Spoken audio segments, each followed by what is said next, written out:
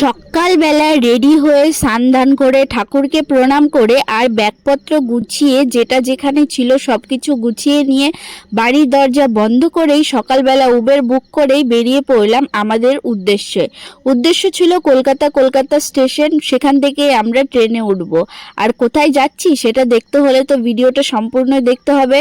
তো বন্ধুরা, ভিডিওটা স্কিপ না করে সম্পূর্ণ দেখতে থাকুন।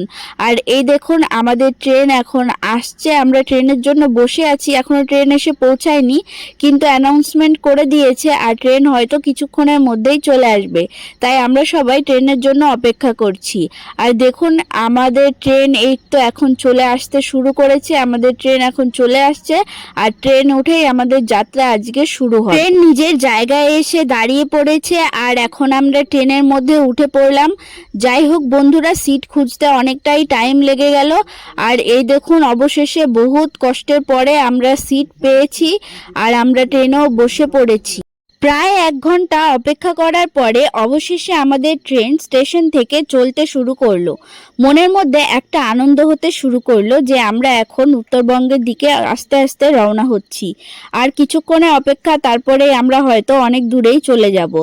যাই হোক বন্ধুরা, আমাদের ট্রেন ছেড়ে দিয়েছে এবং আমরা স্টেশন থেকে চলতে শুরু করলাম।